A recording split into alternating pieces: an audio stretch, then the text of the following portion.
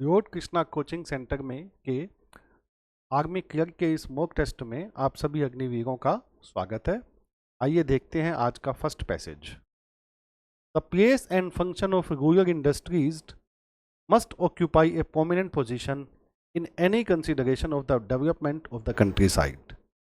इसमें यह कहा जा रहा है कि जो रूरल इंडस्ट्रीज हैं, रूरल इंडस्ट्रीज का मतलब होता है जो ग्रामीण उद्योग हैं, इंडस्ट्रीज यानी उद्योग, उनका जो स्थान है और उनका जो फंक्शन है यानी उनका जो कार्य है वो एक महत्वपूर्ण पोजीशन रखता है in any consideration of the development of the country side, जो सुदूर क्षेत्रों के अंदर जो डेवलपमेंट होती है उसके प्रतिफल के रूप में। तो ये कहा जा रहा है कि जो रूरल इंडस्ट्रीज हैं यानी जो ग्रामीण उद्योग हैं वो एक इम्पोर्टेंट रोल प्ले करते हैं इस चीज़ के अंदर जो कंट्री साइड डेवलपमेंट है। कंट्री साइड का मतलब होता है बेटा सुदूर क्षेत्र, जो सुदूर क्षेत्रों का विकास है उसके अंदर।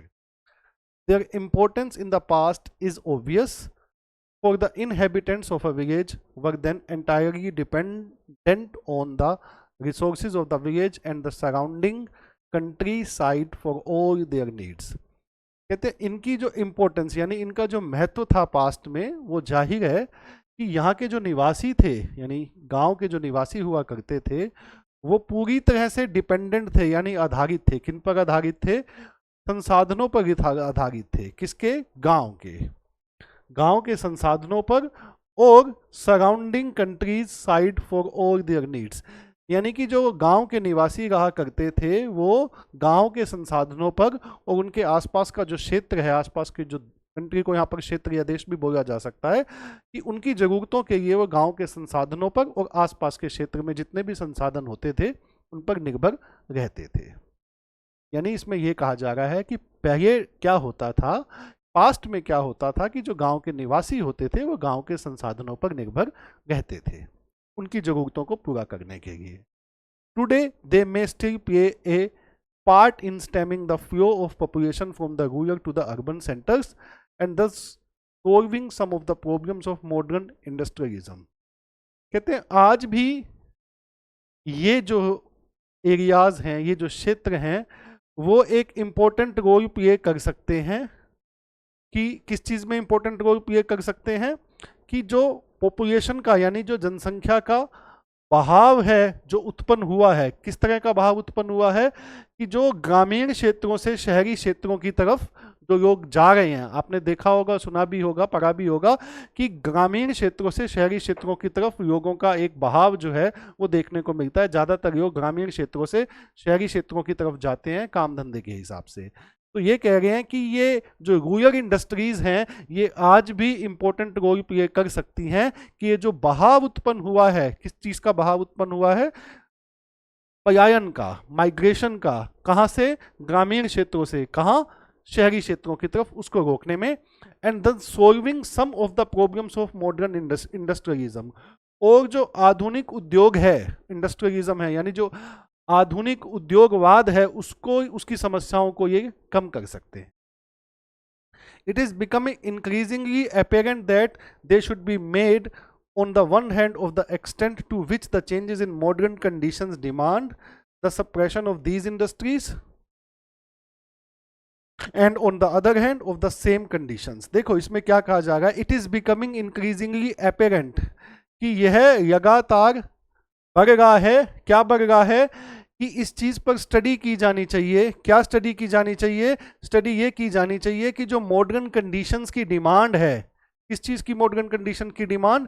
कि जो इंडस्ट्रीज़ हैं उनको कम करने की, कि उनको करना चाहिए या नहीं करना चाहिए। देखो हम कहते हैं कि भाई उद्योग जो है वो बढ़ते जा रहे हैं और शहरों की तरफ लोगों का पलायन बढ़ता जा रहा है, तो कहते हैं कि अब ये डिमांड बढ़ती जा रही है कि इस चीज़ की स्टडी करनी चाहिए, इस चीज़ का अध्ययन करना चाहिए कि जो इन इंडस्ट्रीज़ को सप्रेस करने की बात है, सप्रेस का मतलब इन इंडस्ट्रीज़ के जो सप्रेशन की बात है, किस इंडस्ट्रीज़ के की बात कर रहे हैं? रूरल इंडस्ट्रीज़ की।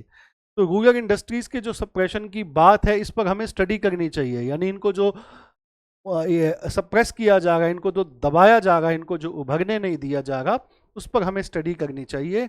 And on the other hand of the same conditions, और दूसरी तरफ हमें सेम कंडीशंस यानी कि इस इंडस्ट्रीज के थ्रू जो रोजगार पैदा हो सकता है उस पर भी हमें विचार करने की जरूरत है. It may be argued that by providing subsidiary employment for the part-time land workers and in maintaining the tradition of craftsmen in rural communities, it has benefited it greatly and this has helped it tremendously. It may be argued, यानी कि इस पर ये विवाद, it में भी आर्गूड, इस पर विवाद उत्पन्न किया जा सकता है या विचार किया जा सकता है कि that by providing subsidiary employment for the part time land workers, ये जो लैंड वर्कर्स हैं अगर हम इनको एक सहायक रोजगार दे सकते हैं, प्रदान कर सकते हैं, and in maintaining the tradition of craftsmanship, जो क्राफ्ट्समैनशिप होती है, जो क्राफ्ट्समैनशिप होता है एक तरह का कारीगर जो लोग होते हैं, जो क्राफ्ट्समैन होते हैं, जो एक तरह की नई तरह की चीज़ें बनाते हैं, उनको यहाँ पे क्राफ्ट्समैन कहा जाता है. कि जो क्राफ्ट्समैन का ट्रेडिशन है जो उसको हम क्या कर सकते हैं, हम उसको मेंटेन कर सकते हैं इन द रूरल कम्युनिटी, ग्रामीण समुदाय के अंदर. It has benefited it greatly, इसने क्या किया है, बहुत ही हद तक बेनिफिट किया है, फ़ायदा पहुंचाया है. And this has helped it tremendously, और इसने इस चीज़ को क्या किया है, this has helped it tremendously, यानी बहुत ही ज़्यादा इसने सहायता पहुंचाई है. किस चीज़ ने सहायता पहुंचाई है, कि जो क्राफ्ट्समैन का ट्रेडिशन है इसको मेंटेन करने में, जो लैंड वर्कर है उनको पार्ट टाइम एम्प्लॉयमेंट प्रदान करने में, ठीक है, ताकि जो रूरल इंडस्ट्रीज है इसको बचाया जा सके. चलिए बेटा अब इसके क्वेश्चंस देखते हैं. The passage aims to draw the readers attention to, अब ये जो पैसेज है ये रीडर्स का जो अटेंशन है ये कहाँ पे लेके आना चाहता है, the use of rural development in nation building, the nature of rural involvement in national development, the place and function of rural industries in national development. तो जो रूरल इंडस्ट्रीज का जो स्थान है नेशनल डेवलपमेंट में, इस तरफ जो पैसेज है वो हमारा जो रीडर का जो ध्यान है वो लेके आना चाहता है. नेक्स्ट क्वेश्चन को हम देखते हैं. The passage suggests that, passage क्या सजेस्ट करता है, रूरल इंडस्ट्री में help in checking rural population from moving to urban centres of industry, modern industry is helped by rural countryside, rural industrial development is aided by urban centers, rural industry needs to depend on modernism of urban industry. तो ए वाला option इसका answer हो जाएगा, क्योंकि जो rural industry है वो मदद कर सकती है रूरल पॉपुलेशन जो कि मूव हो रही है अर्बन सेंटर्स की तरफ, शहरी क्षेत्रों की तरफ, उसको चेक करने में हेल्प कर सकती है, यानी उसको रोक सकती है. मोटी बात ये है. नेक्स्ट देखो, in the passage, in the past rural industries were important. Rural industries past में इंपॉर्टेंट क्यों थी, because the inhabitants relied on the rural shops for their needs, because the inhabitants were used to being dependent on them, because the inhabitants were used to being dependent on themselves, because the industries were well developed. तो B option इसका answer हो जाएगा बेटा, because the inhabitants were used to being dependent on them. Next question है, rural industries today solve the problem of modern industrialism by providing raw material from the rural areas, providing advantages of production, checking rural population from migration to urban centres. ये option इसका answer हो जाएगा, क्योंकि rural industry आज modern industrialism जो है इसकी समस्या को इस समस्या का कैसे समाधान कर सकती है कि जो रूरल पॉपुलेशन है इसके माइग्रेशन को रोक कर अर्बन सेंटर्स की तरफ. नेक्स्ट क्वेश्चन देखते हैं, rural community has been benefited, यानी रूरल कम्युनिटी किससे लाभान्वित हुई है, by providing subsidiary employment for part time workers, by providing craftsman to workers, by providing skills and labor to rural industries, all the above. Option number D इसका answer हो जाएगा, all the above. Next passage हम देखते हैं बेटा. The parliament of religions began on 11 September 1893, यानी जो धर्म संसद थी वो 11 सितंबर 1893 को शुरू हुई. It was held in a large hall, यह एक बड़े हॉल में थी. called the Hall of Columbus, जिसे Hall of Columbus कहा जाता था. On a platform set the speakers, जो मंच था उस पर वक्ता बैठे थे. There were more than 60 of them and they had come from all the different countries in the world. 60 से ज़्यादा वक्ता थे जो दुनिया के अलग अलग देशों से आए थे। Swami ji sat in the front row, जो स्वामी जी थे वो आगे की जो पंक्ति थी उसमें बैठे थे। About 7,000 American man and women sat in the hall, 7,000 American पुरुष और महिलाएं हॉल में बैठी थी। They had come to hear these famous man speak about their religions. ये जो लोग हॉल में बैठे थे ये सुनने आए थे, क्या सुनने आए थे? इन प्रसिद्ध व्यक्तियों को सुनने आए थे उनके रिलीजियन के बारे में। One after the other they spoke, एक के बाद एक जो वक्ता थे उन्होंने बोला। स्वामी ji felt a little frightened, Swami ji थोड़ा सा डरे हुए थे। Never before in his life had he spoken before such a big crowd of people, उन्होंने इतनी भीड़ के आगे अपने जीवन में कभी भी नहीं बोला था। At last he got up and walked to the front of the platform, अंत में वे उठे और जो प्लेटफॉर्म की फ्रंट की तरफ वो चल कर गए। Swami ji dressed in an orange coloured dressed, Swami ji ने ऑरेंज कलर का ड्रेस पहना था। He had a big yellow turban on his head, उनके सिर पर एक बड़ी पीले रंग की पगड़ी थी। His face shone as if it was full of light, उनका चेहरा ऐसे चमक रहा था जैसे मानो प्रकाश से भरा है। In his mind he bowed down to mother Saraswati the goddess of learning, उन्होंने उनके दिमाग में माँ सरस्वती जो शिक्षा की देवी हैं उनके आगे अपना सिर झुकाया, मस्तक हुए। He asked for her blessings, उन्होंने उनका आशीर्वाद मांगा। Then Swami ji stepped forward and said, तब स्वामी जी आगे बढ़े और कहा, sisters and brothers of America, भाई अमेरिका के भाइयों और बहनों। At once the listeners burst into a storm of applause, जैसे ही अमेरिकन पुरुष और महिलाओं ने ये सुना उन्होंने जोरदार से एक तरह से ना ताली बजाना स्टार्ट कर दी। They clap their hands again and again, वो बार बार ताली बजाते गए। दे वुड नॉट स्टॉप, वे नहीं रुके। They were very happy to be spoken in that friendly way by a man who lived on the other side of the world, वो इस बात से बहुत खुश थे कि एक दुनिया के एक दूसरे हिस्से में रहने वाले आदमी ने बड़े ही मित्रवत तरीके से उनको एड्रेस किया है, उनको संबोधित किया है। चलिए अब इसके क्वेश्चंस देखते हैं। Number of speakers in the parliament of religions was, यानी जो पार्लियामेंट ऑफ रिलीजियंस जो धर्म संसद थी उसके अंदर जो स्पीकर्स थे उनकी संख्या कितनी थी? हमने पढ़ा था मोर देन 60, तो यहाँ पे 65 इसका आंसर हो जाएगा। नेक्स्ट क्वेश्चन है, Swami ji felt frightened because it was a new country, it was a large crowd, it was yearned people's crowd, it was a religious meeting. क्योंकि हमने पढ़ा था कि स्वामी जी ने इस तरह के क्राउड को पहले एड्रेस नहीं किया था, इस चीज को लेकर उनके अंदर डर था, तो बी ऑप्शन इसका आंसर हो जाएगा। नेक्स्ट क्वेश्चन की तरफ हम चलते हैं। Swami ji address the listeners bye, स्वामी जी ने जो श्रोता थे उनको क्या कहकर संबोधित किया था? ऑप्शन नंबर सही ए इसका आंसर हो जाएगा। उनको बोला था स्वामी जी ने क्या? Ladies and gentleman, sorry ladies and gentleman नहीं, ब्रदर्स एंड सिस्टर्स, ठीक है, इसका आंसर हो जाएगा। नेक्स्ट क्वेश्चन की तरफ हम चलते हैं, देखते हैं next question. Saraswati is the goddess of power, learning, wealth and peace, हमने पैसेज में देखा था, क्या बताया गया है?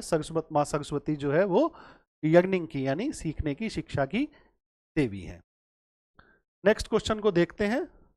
The people were happy because Swami ji spoke in a wise manner, deep religious thoughts, in a friendly way, in a comedy way, तो इसका ऑप्शन नंबर सी आंसर हो जाएगा, इन अ फ्रेंडली वे। क्योंकि लास्ट लाइन यही थी कि लोगों ने इस चीज़ को बहुत सराहा था, बहुत पसंद किया था कि दुनिया के एक दूसरे हिस्से से आए हुए व्यक्ति ने बहुत ही फ्रेंडली तरीके से उनको एड्रेस किया है। नेक्स्ट क्वेश्चन को हम देखते हैं। क्वेश्चन नंबर 11 आर्टिकल का क्वेश्चन है। They waited for dash hour at the bus stop, तो ऑप्शन नंबर 20 का आंसर हो जाएगा। क्योंकि ये क्वेश्चन पहले भी आ चुका है, यहाँ पर एच साइलेंट होता है, वोवल साउंड से शुरू होने वाला वर्ड है, तो ऑप्शन नंबर 20 का आंसर हो जाएगा। सिंगुलर काउंटेबल नाउन है, इसलिए एन में से आंसर होगा। It is dash unit of measurement, अब देखो ये यू वोवल तो है, लेकिन इसको जब प्रोनाउंस किया जाएगा, इसको जब बोला जाएगा तो हम यूनिट बोल रहे हैं, तो साउंड या का आ रहा है, वोवल साउंड नहीं आ रहा, तो वोवल साउंड नहीं आ रहा और सिंगुलर काउंटेबल नाउन है, तो ऑप्शन नंबर ए इसका आंसर हो जाएगा। नेक्स्ट क्वेश्चन को हम देखते हैं, have you ever seen dash Taj Mahal at Agra. देखो बेटा ये क्या है, हिस्टोरिकल मॉन्यूमेंट्स है, ऐतिहासिक इमारत है, तो ऐतिहासिक इमारत के नाम से पहले दा का प्रयोग होता है, ऑप्शन नंबर सी इसका आंसर हो जाएगा। नेक्स्ट क्वेश्चन को हम देखते हैं, अब यहाँ पर पी क्या हुआ इसका क्वेश्चन है, towards midnight so that the sky was lighted with and the clouds drifted away, the rain ceased, incredible lamps of stars। देखो बेटा लाइट क्या करता है, लाइट और लैंप आपको ऐसे देखना है, ये वर्ड इकट्ठे आने चाहिए, लाइट और लैंप इकट्ठा आना चाहिए, यानी पी के साथ क्या आना चाहिए, एस आना चाहिए। अब पी के साथ एस देखो कहाँ पर है, पी के साथ एस मुझे ऑप्शन नंबर सी में मिल रहा है, तो सी ऑप्शन इसका आंसर हो जाएगा। ज़्यादा सोचना नहीं है, लाइट लैंप करेगा ना, लाइट और लैंप इकट्ठे आने चाहिए, यानी पी और एस इकट्ठा ना आना चाहिए, ऑप्शन नंबर सी इसका आंसर हो जाएगा। नेक्स्ट क्वेश्चन देखो, द दिल्ली पुलिस, बेटा ये सब्जेक्ट है, अब सब्जेक्ट के बाद क्या आना चाहिए, वर्ब आना चाहिए। वर्ब इन चार ऑप्शन में से किसमें दे रखी है वर्ब, वर्ब इन चार ऑप्शन में दे रखी है क्यू में, यानी जो ऑप्शन क्यू से स्टार्ट होगा वो आंसर होगा, ऑप्शन नंबर डी इसका आंसर होगा। बाकी कोई भी ऑप्शन क्यू से स्टार्ट नहीं होगा, और दिल्ली पुलिस सब्जेक्ट है तो इसके बाद वर्ब आनी चाहिए, वर्ब हमें यहाँ दे रखी है, ये हेल्पिंग वर्ब है, ये मेन वर्ब है, ठीक है बेटा, तो ऑप्शन नंबर डी इसका आंसर हो जाएगा। नेक्स्ट क्वेश्चन की तरफ हम चलते हैं, देखते हैं नेक्स्ट क्वेश्चन को, यो शुड। अब यहां पर देखो शुड के बाद क्या आना चाहिए, शुड के बाद वर्ब आनी चाहिए कोई। अब वर्ब मुझे दे रखी है एक तो पी में और एक दे रखी है क्यू में, तो आंसर या तो ये होगा या ये होगा, ठीक है, क्यू और एस, यानी ये दो ऑप्शन तो आंसर नहीं होंगे, क्योंकि हम जानते हैं मॉडल के साथ वर्ब फर्स्ट फॉर्म आती है। तो फर्स्ट फॉर्म मुझे कहाँ दे रखी है, फर्स्ट फॉर्म मुझे दे रखी है एक तो क्यू में और दूसरी दे रखी है पी में और क्यू में, ठीक है ना, पी और क्यू में दे रखी है, तो आंसर पी या आंसर क्यू से स्टार्ट होगा, ठीक है, यहाँ तो क्लियर हो गई बात। अब दूसरा हम देखते हैं, ये जो हु है ना, हु जब बीच में आता है सेंटेंस के तो उसके बाद वर्ब आती है, हु जब बीच में आता है तो उसके बाद वर्ब आती है, यानी पी के बाद आर आना चाहिए। अब इन दो ऑप्शन में देखो पी के बाद किस ऑप्शन, आर किस ऑप्शन में आ रहा है, डी वाले ऑप्शन में, तो ऑप्शन नंबर डी इसका आंसर है। दोबारा देखो इस क्वेश्चन को, शुड के साथ फर्स्ट फॉर्म आती है, अब फर्स्ट फॉर्म मुझे दे रखी है पी में और फर्स्ट फॉर्म दे रखी है मुझे क्यू में, तो या तो आंसर पी से स्टार्ट होगा या क्यू से स्टार्ट होगा, ये आंसर भी क्यू से स्टार्ट होगा, तो ये आंसर भी हो सकता है, ठीक है।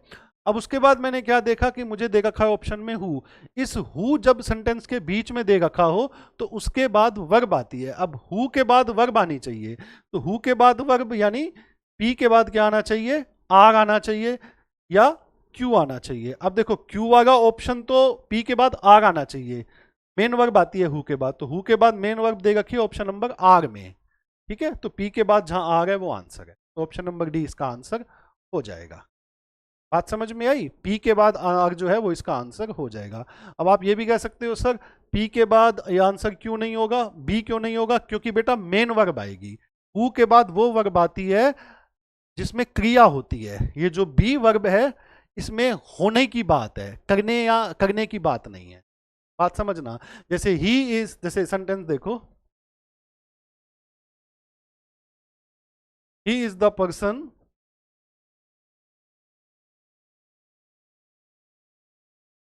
हु bought a car, कि यह वो व्यक्ति है जिसने एक कार को खरीदा है, ठीक है।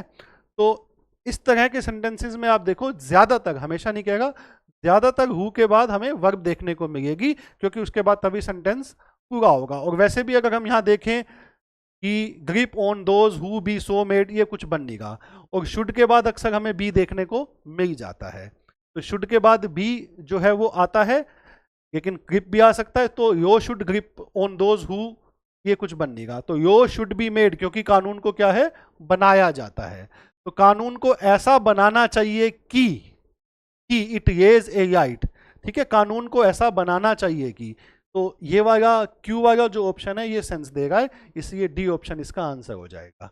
बात समझ में आ रही है बेटा, देखो कानून को ऐसा बनाना जाना चाहिए, ऐसा बनाना चाहिए कि, ठीक है ना, तो ये क्यू ऑप्शन से स्टार्ट होने वाला आंसर होगा, पी वाला ऑप्शन यहाँ हट जाएगा। अब उसके बाद हम देखेंगे हु के बाद वर्ब कहाँ आ गया, क्योंकि एक वर्ब तो यहाँ एंगेज हो गई, दूसरी वर्ब बची ये, तो पी के बाद जो वर्ब आ रही है वो आर में आ रही है, यानी पी के बाद आर आना चाहिए, हु के बाद कमिट आना चाहिए, तो ऑप्शन नंबर डी इसका आंसर हो। नेक्स्ट क्वेश्चन को हम देखते हैं। बेटा बी वाला ऑप्शन हमने इसलिए हटा दिया क्योंकि शुड बी सो मेड, अब यहां थोड़ा हम सेंटेंस की तरफ चले गए कि you should be so made that, कानून इस तरह से बनाया जाना चाहिए कि, और अब ये यहां पे सेंस नहीं देगा यो शुड ग्रिप ऑन दोज, इस तरह से नहीं देगा ये सेंटेंस, ठीक है। नेक्स्ट क्वेश्चन को देखते हैं। Had I study regularly I would have passed the examination. देखो बेटा हैड के साथ थर्ड फॉर्म आती है, अब यहां पर स्टडी दे रखा है तो स्टडी की जगह क्या आएगा, यहां पर स्टडी की जगह आएगा स्टडीड, ठीक है, तो ऑप्शन नंबर सी इसका आंसर हो जाएगा। नेक्स्ट क्वेश्चन को हम देखते हैं। While going to the market he accompanied by his friend, तो ही अकम्पनीड बाय नहीं आएगा, ठीक है, तो ऑप्शन नंबर डी इसका आंसर हो जाएगा। नेक्स्ट क्वेश्चन को देखते हैं। I must find out some means to बैगेंसिंग, टू के बाद फर्स्ट फॉर्म आती है, तो ऑप्शन नंबर सी इसका आंसर हो जाएगा। टू बैगेंसिंग नहीं आएगा, क्या आएगा, टू बैगेंस आएगा। नेक्स्ट क्वेश्चन को देखते हैं। अब यहां पर आपको करेक्ट ग्रुप ऑफ वर्ड्स या फ्रेज बतानी है जो ऑप्शन दिए हैं उसमें से। प्रोफेसर खान वॉज कमिटेड, अब कमिटेड के साथ जो प्रपोजिशन आती है वो टू आती है, ठीक है, तो professor Khan was committed to the cause of science education in India. Next question को हम देखते हैं। The young man challenged his rival, जो जवान व्यक्ति था उसने उसके दुश्मन को क्या किया, चुनौती दी, किस चीज की, फाइट की चुनौती दी, तो चैलेंज के साथ जो प्रपोजिशन आती है वो टू आती है, ये ध्यान रखना है, तो टू के बाद फाइट आएगा, फाइटिंग नहीं आएगा, ठीक है। नेक्स्ट क्वेश्चन को देखते हैं। Can they go for shopping with us, I wish, अब आई विश आ गया तो आई विश के बाद क्या आएगा, I could go. Can they go for shopping with us, क्या वे हमारे साथ शॉपिंग के लिए जा सकते हैं, काश वे हमारे साथ जा सकते, तो I wish I could go, ठीक है जी।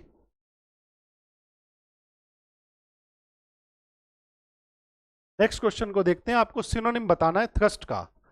थ्रस्ट का मतलब होता है बेटा एक तरह, एंटोनिम बताना है थ्रस्ट का। थ्रस्ट का मीनिंग होता है एक तरह से बहुत तेजी से आक्रमण करना, तो इसका ऑप्शन नंबर बी जो है वो आंसर हो जाएगा, to draw close gently. Next question को हम देखते हैं। आपको एंटोनिम बताना है इर्यूडाइट का। देखो बेटा इर्यूडाइट का मीनिंग होता है एक तरह से वैज्ञानिक, तो अब इसका एंटोनिम यानी विपरीत शब्द बताना है, तो इसका एंटोनिम हो जाएगा ऑप्शन नंबर ए, इरिटेट। सभी को क्लियर हो गया, चलिए नेक्स्ट क्वेश्चन को देखते हैं। आपको सिनोनिम बताना है किसका, सफिशिएंट का। देखो बेटा सफिशिएंट का मीनिंग क्या होता है, सफिशिएंट का मीनिंग होता है पर्याप्त, ठीक है, सफिशिएंट का मीनिंग क्या होता है, पर्याप्त। अब इसका जो सिनोनिम बनेगा वो बनेगा option number A, adequate. Adequate का मीनिंग भी क्या होता है, पर्याप्त होता है, तो क्लियर हो गया। चलिए क्वेश्चन नंबर 25 जो है वो यहाँ पर कंप्लीट होता है। मेरी तरफ से आज इतना ही। आप सभी बच्चों का बहुत बहुत धन्यवाद। Thank you so much.